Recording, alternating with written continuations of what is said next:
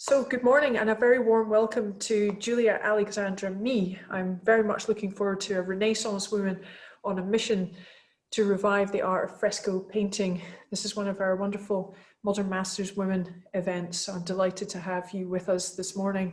I'm just going to give a brief introduction to Julia's background. So Julia is a professional fresco painter and art historian who specialises in traditional mural painting techniques. She works between her studio in Edinburgh and her home in the Tuscan hills in Italy.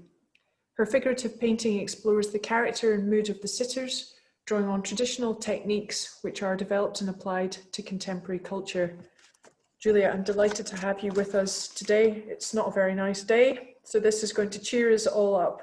I'm going to let you go just now. Thank you so much. I'll join you just shortly. Thank you, Christina. Firstly, I would like to thank the Scottish Gallery for having me here today to share my passion and knowledge on the art of fresco painting and my commission for the Marchmont Mural Cycle at Marchmont House in the Scottish Borders. I am so pleased to be part of the Modern Masters Women webinar series, which accompanies such an important exhibition highlighting these inspirational women artists. I'm delighted to be able to show for the first time the preview of the teaser for the film, The Making of the Marchmont Mural Cycle, by Vulcan Productions, which had been due to be released at the Inspiring Women Artists celebration at Marchmont House in April 2020, now rescheduled for 2021. Thank you to Hugo Birch, Director of Marchmont House, and to the Scottish Gallery for making this possible, and to the producers Vulcan Productions.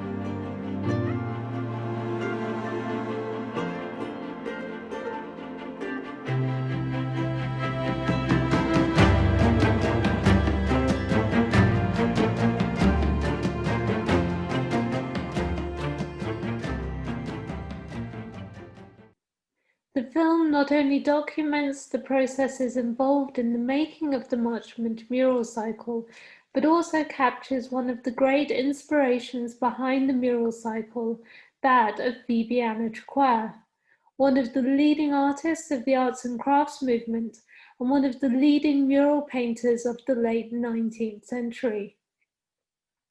Watching this makes me realize just how much I miss being in the Mansfield Choir Centre, as I'm sure my fellow trustees, friends of the Mansfield Choir Centre committee members and guides, as well as many others also do. In today's talk, I aim to provide a brief insight into my own practice, firstly looking at the Marchmont Mural Cycle, and then by considering my work as an affrescista, a fresco painter, and the revered technique of buon fresco and the possibilities this medium offers artists today as a contemporary art form.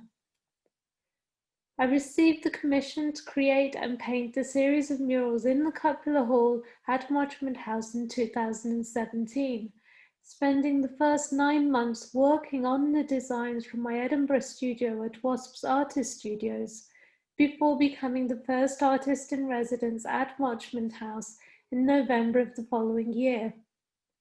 Along with an extensive collection of art with an emphasis on the arts and crafts and modern sculpture, Marchmont House is nurturing a revival of the arts and crafts, with the Marchmont Creative Spaces set to open next month alongside the now established Marchmont Workshop, with new studios and workshops providing high quality, affordable spaces for artists and craft makers. As the first artist in residence at Marchmont House, I will be opening my studio there next month, becoming a resident in one of the estate cottages. In the Marchmont Mural Cycle, I have adapted the medium employed by Viviana Chikwa, Ni Moss, her work seen here, to my own methods of working and to the substrate in the Cupola Hall, working on a dry wall in a variant of spirit fresco, whilst also taking into account the techniques employed by John McCurdy Duncan and William Hole. The mural project has involved several collaborations, importantly in the initial inspection and preparation of the substrate with Karen Dundas of Scottish Wall Painting's Conservators, who has first-hand knowledge of Chikwa's method of working, as you can see here, where she is leading the recent conservation project at the Mansfield Chikwa Centre, known as Edinburgh's Sistine Chapel, for good reason. The Marchmont Mural Cycle has been inspired by the artwork of the pre-Raphaelite artists and the arts and crafts movement within the collection at Marchmont House, drawing primarily on the spirit of Viviana Chikwa and also that of Robert Lorimer, her friend and colleague, who redesigned the Cupola Hall. The first 4 panels depict the 4 seasons, with underlying mythological references commencing with the goddesses Flora and Fauna and continuing with a series of nymphs as the personifications of nature.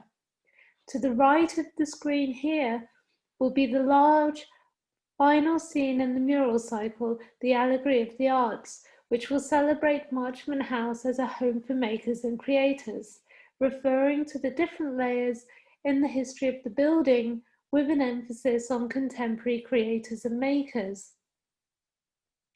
A small, dedicated team of assistants collaborated on the project during the preparatory stages, including the preparation of the pigments. And seen here is Maria Sanchez and Callum Martin in my Edinburgh studio. A great deal of my technical knowledge of the preparation of pigments employed in the mural cycle is a result of the lectures and publications of Professore Sergio Paolo Diodato, author of the extensive book on pigments, I buoni colori di una volta, for whom I later translated into English his book on ancient Roman wall painting for the Florentine publishers Nardini. Seen in this slide, of particular significance is the preparation of the Marchmont Red. The drawings executed for the mural cycle follow the same process employed in the Renaissance fresco workshop, developing the designs from the initial early sketches, concetti and primi pensieri, to compositional studies, detailed studies of flora and fauna, portrait studies, figure studies, and finally the full-size compositional studies, seen here on the left along with the details of the goddess Fauna and the nymph Hesperatusa. On the right, you can see me using a metal stylus to prick holes along the contours of the drawing, a cartoon which will be used to transfer the design to the wall with the use of a small pounce bag filled with charcoal, which is pounced along the lines, leaving a series of dots on the surface of the wall.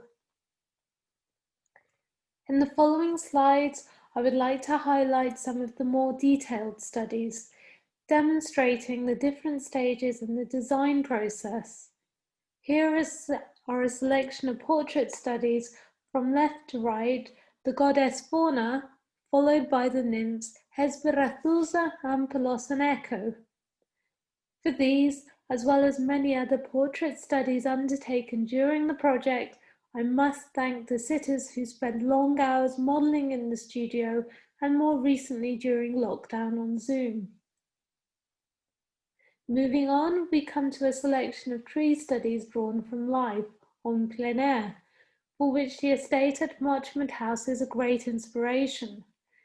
The flora and fauna throughout the mural cycle is selected according to the season and the geographical location, as well as drawing on the artworks in the collection, such as the magnificent crewelwork hanging panel behind me depicting the Tree of Life, designed by Lorimer and woven by Jessie R. S. Mackenzie. The selection of bird and butterfly studies reflect the interests of the patrons, and days were spent drawing these in the ornithology and entomology departments in the collection centre of the National Museum of Scotland. To the right is the figure of Baroness, where two peacock butterflies fly over chanterelle mushrooms and over the acorns on the ground, offering a symbolic reference to the transformation and resurrection of the acorn into the emblematic symbol of Marchmont House, the winged acorn. These studies of the flora and fauna display my interest in the symbolic language of flowers, flora symbolica, encouraged by Katia Robinson, the editor of the Pre-Raphaelite Society Review, whose research in this area has always been a constant inspiration. Among the flora depicted here, the cherry blossom is symbolic of spring, rebirth, renewal, and new beginnings, whilst the magnolia symbolizes love of nature, referring to flora and fauna of Marchmont Estate. The last preparatory studies I would like to show you relate to the decorative arts and crafts borders, which will be painted at the base of each panel, inscribed with the names of the seasons and mythological figures, reflecting the inspiration of works by William Morris, May Morris, and Ernest Jimson within the collection. Above, you can see my sketchbook with details of the studies I've drawn after Morris and Jimson within the collection, and my first study for the spring border below, which I'll be developing into original designs. In the last part of the talk, I would like to consider my work as an affrescista, that is, my work in buon fresco, or true fresco, though rather than a revival of fresco painting, these frescoes could perhaps be considered a contribution towards keeping the technique alive, as throughout the world there are many fresco painters employing this revered technique, either in its more traditional form or as a contemporary art form. Buon fresco has been employed in the past by artists such as Michelangelo in the Sistine Chapel and has been revered for centuries, and has retained this reputation largely due to the demands of the technique, requiring great diligence and working rapidly and resolutely with a limited palette. The Italian term fresco, meaning fresh, refers to the method of painting on wet, that is, fresh plaster, a lime mortar consisting of aged lime putty and clean washed river sand or marble powder. To demonstrate the technique, here is a detail of the drapery from a fresco I painted in 2009. The plaster is applied in progressively thinner layers, with more lime added to the mortar with each successive layer, with sand or marble powder of a progressively finer grain. Over the centuries, the thickness of the ground has varied, as illustrated in my two demonstration panels shown here, with ancient Roman wall paintings employing more layers. Here, the 7 or 8 layers, as described by Vitruvius in circa 15 BC, with, in comparison, as few as 2 or 3 in the Renaissance, with the final layer being applied in sections large enough to be painted and completed before the plaster becomes too dry, hence the term giornata from the Italian word giorno, meaning day. The powdered pigments, those which support the alkalinity of the plaster, are suspended in distilled water and applied onto the surface whilst it is still moist. The limited range of colours which support the alkalinity of the plaster can be seen here and include St. John's white, malachite, Naples yellow, and a cinnabar from Monte Amiata. Subsequently, as a calcium hydroxide, the slate lime, is exposed to the carbon dioxide in the air, it is transformed into calcium carbonate, fixing the colours within a durable surface, a process known as carbonatization, thus creating an extremely durable surface. While fresco painters are still few in number in comparison to artists employing other pictorial techniques such as oils, today there is a network of fresco painters worldwide, some working in a more traditional manner on large-scale fresco cycles, whilst others adapt the technique to a more contemporary method of working. And I'm very grateful to the following fresco painters for the kind permission to show the images of their work to illustrate their various approaches. Ben Long, seen here painting a ceiling fresco in Morganton in the United States, received his training in Italy under the last great fresco painter of the 20th century, Pietro Annigoni, to whom he was apprenticed for 9 years. Since returning to the United States in 1978, he has completed more than 30 fresco cycles. The technique continues to be explored as a contemporary art form, and among the finest examples are the airbrush buon frescoes of American fresco painter Michael Nichols, who, seen here on the left, creates extraordinary ghostly effects by applying 3 layers of lime plaster to a ceramic support. Seen on the left here with the finished verdaccio underpainting above and the final fresco below. On the right, the fresco painter and art historian Isabel Bronson, founder of the organization Paris Fresco and author of La Fresque Arte Technique, employs the technique to paint the octopus fresco, one of a series of frescoes she painted for a private residence in France. The various stages of the fresco process can be seen here, from the first giornata with the underdrawing through to the final painting. Adapting the technique to her own method of working, she works on fresh intonicals freehand without transferring the design, applying the paint in thin transparent glazes which are combined with incisions on the painted surface, creating contemporary frescoes which demonstrate the inherent possibilities this medium offers as a contemporary art form. I know Isabel is listening to this webinar, and I am so pleased to have been asked to participate on a collaborative fresco project in South Carolina with her, which brings together 7 women fresco painters from Europe and the United States. Miko Diapo from the US is leading the project, and fresco painters include Isabel Bonzan and Anne-Sophie Dumont from France, Patrizia Gioia and Barbara Badetti from Italy, Felice Indendoli from the United States, and myself from Scotland.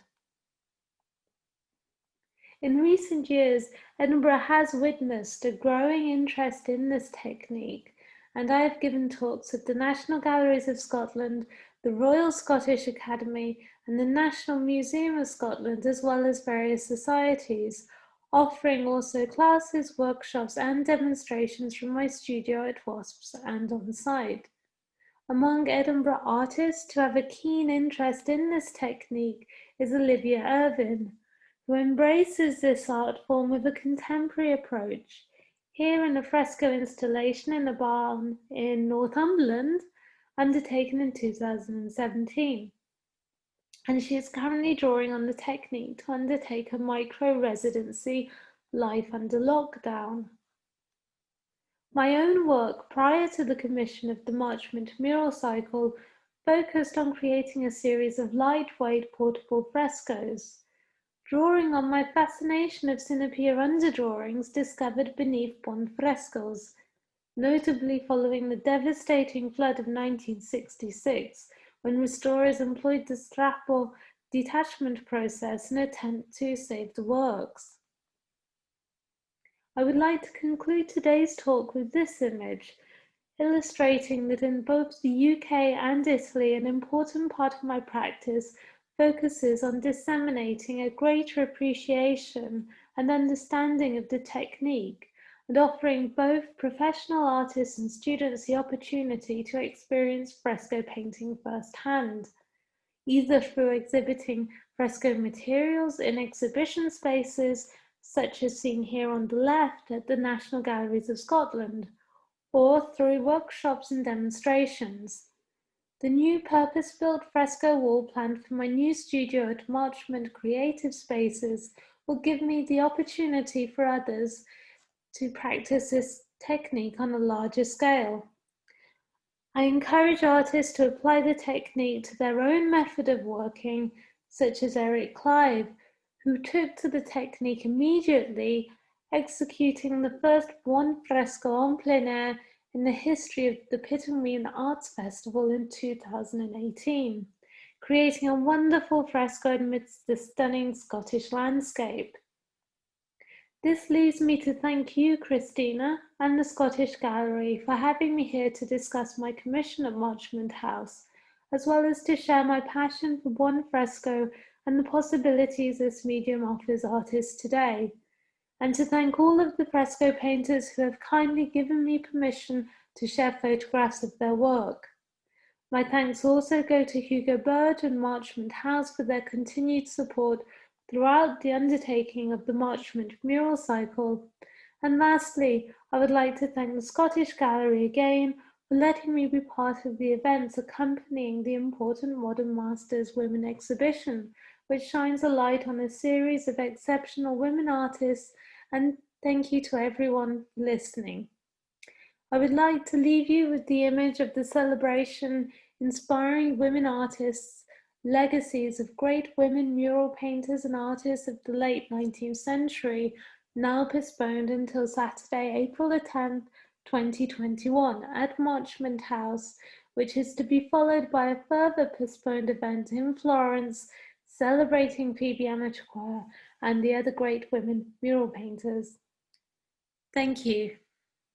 Thank you, Julia. That was wonderful. So just to remind you all, because I know that there's a lot of people who do now want to go to Marchmont House, because why wouldn't you? And I'm about to interrogate Julia about her commission, which just looks sensational, which is Inspiring Women Artists. That's April the 10th, 2021.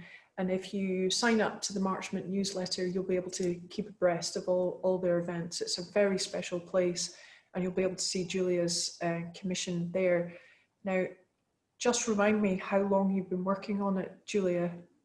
Well, I was commissioned at the end of 2017. I became artist in residence, moving into the artist flat in November of 2018. So going on for, yes, 2 years. Yes, it's some time. One of the questions that we had was also how you'd got into fresco painting, and I think there's quite a strong Italian connection there. Well, Italy has a huge influence on my work from being inspired by my father. As I said earlier, I was brought up in an artistic environment. My father was an oil painter and a ceramicist with a studio pottery and art gallery. So at a very, very early age, I was working alongside him on the pottery wheel and learning many different processes. My first experience in Italy was the first family trip there when I was 11. And I remember walking through some of the greatest churches of the Renaissance, and particularly Masaccio and Ghirlandaio's, the great fresco painters, had such an impact on me, even at that early age. And at the age of 13, I walked through the Accademia di Belli Arti, the Fine Arts Academy in Florence, and with my father. And right there, we decided what a great place it would be to study fresco. So later on, I went there, I studied the technique, the same place that Pietro Annigoni had studied fresco many years ago. And being able to study it in Florence and then walking out and seeing some of the greatest frescoes in Western art was just a very special experience. And that still comes through in the work I'm doing today. And do you find, now that you've been immersed with the art history and then also being an artist and specialising in fresco, when you go back, do you see more and more within that you want to explore, or is it other areas that you're influenced by, such as the arts and crafts movement and so on? I don't think you can ever cease to be inspired by a fresco, no matter how many times you see it.